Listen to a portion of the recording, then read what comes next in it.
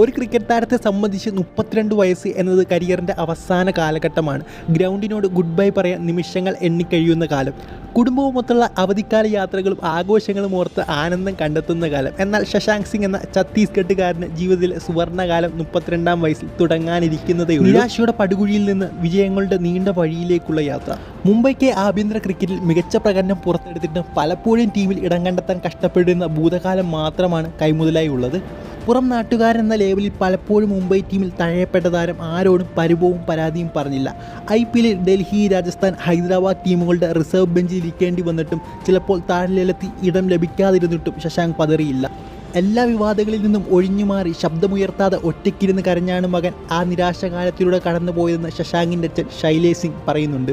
എപ്പോഴെങ്കിലും കരിയർ പുതിയൊരു വെളിച്ചത്തിലേക്ക് എത്തുമെന്ന പ്രതീക്ഷ വെറുതെയായില്ല. വർഷങ്ങളുടെ കാത്തിരിപ്പിനൊടുവിൽ ഈ IPL സീസണിൽ കിങ്സ് 11 പഞ്ചാബിനായി ആരാധകർ കണ്ടത് വെടിക്കെട്ട് പ്രകടനം. RCBക്കെതിരെ 8 പന്തിൽ 21 റൺസ് അടിച്ച ശശാങ്ക് ഗുജറാത്തിനെതിരെ നേടിയത് 29 പന്തിൽ 61 റൺസ്.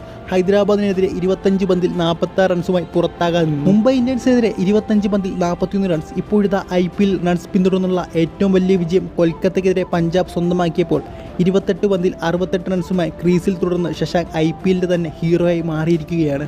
ഈ ഒരു ഒറ്റ ഇന്നിംഗ്സിൽ 8 സിക്സറുകളാണ് 32-കാരൻ്റെ ബാറ്റിൽ നിന്ന് പിറന്നത്. പഞ്ചാബ് ടീമിലേക്കുള്ള ശശാങ്കിൻ്റെ വരവും ഒരു സിനിമാ കഥ പോലെയായിരുന്നു. ആളുമാറിയാണ് പഞ്ചാബിൻ്റെ ഉടമ പ്രീതി സിന്ധ ശശാങ്കിനെ ലേലത്തിൽ വിളിച്ചെടുത്തത്. അബദ്ധം മനസ്സിലാക്കി തിരുത്താൻ ശ്രമിച്ചെങ്കിലും സമയം പിന്നിട്ടിരുന്നു. ഇതോടെ ശശാങ്കിൽ തൃപ്തിപ്പെടേണ്ടി വന്നു. സീസൺ തുടങ്ങിയതോടെ താൻ ആളുമാറി വന്നവനല്ലെന്നും ആളാവാൻ വന്നവനാണെന്നും ശശാങ്ക് അടിവരയിട്ടു. പ്രീതി സിന്ധയും സംഘവും ഇതിപ്പോൾ ലാഭമായല്ലോ എന്ന അവസ്ഥയിലുമാണ്. ശശാങ്കിൻ്റെ ഒരു വല്ലാത്ത കഥയാണ്. അദ്ദേഹം പലവട്ടം മുംബൈയുടെ സ്റ്റേറ്റ് ടീമിൽ നിന്നും തഴയപ്പെട്ടിരുന്നു. കാരണം അദ്ദേഹം ഒരു ആന്ധ്രാപ്രദേശുകാരനായിരുന്നു. പുറം നാട്ടുകാരനായതുകൊണ്ട് തന്നെ പലപ്പോഴും മികച്ച പ്രകടനം കാഴ്ചവെച്ചാലും മുംബൈ ടീമിൽ ഇടം ലഭിക്കില്ലായിരുന്നു. കൂടാതെ മുംബൈയിൽ നിന്ന് സൂര്യകുമാർ യാദവ് പോലുള്ള മികച്ച താരങ്ങളുണ്ടായിരുന്നു. അതുകൊണ്ട് തന്നെ ടീമിൽ ഇടം നേടുക എന്നത് വളരെ പാടുള്ള പണിയായിരുന്നു. ആന്ധ്രാപ്രദേശിലും പുതുച്ചേരിയിലുമൊക്കെ കളിക്കുമ്പോൾ അദ്ദേഹമായിരുന്നു അവിടുത്തെ ഏറ്റവും മികച്ച താരം. പക്ഷേ മുംബൈയിലേക്ക് എത്തുമ്പോൾ കഥ വേറെയായിരുന്നു. കാരണം അത്രത്തോളം താരങ്ങളാൽ നിറഞ്ഞ ടീമായിരുന്നു മുംബൈ. അതുകൊണ്ട് തന്നെ അവസരം ലഭിക്കുക എന്നത് വളരെ പാടുപെട്ട ഒരു പണിയാണ്. എന്തുകൊണ്ടാണ് അദ്ദേഹത്തിന് മുംബൈ ടീമിൽ കളിക്കേണ്ടി വന്നതെന്ന് ചോദിച്ചു കഴിഞ്ഞാൽ അദ്ദേഹത്തിൻ്റെ അച്ഛനൊരു IPS ഓഫീസറായിരുന്നു. ആന്ധ്രാപ്രദേശിൽ നിന്ന് ട്രാൻസ്ഫർ അദ്ദേഹത്തിന് കിട്ടിയത് മുംബൈയിലേക്കാണ്. അതുകൊണ്ട് തന്നെ അദ്ദേഹത്തിന് മുംബൈ ടീമിനായി കളിക്കേണ്ടി വന്നു.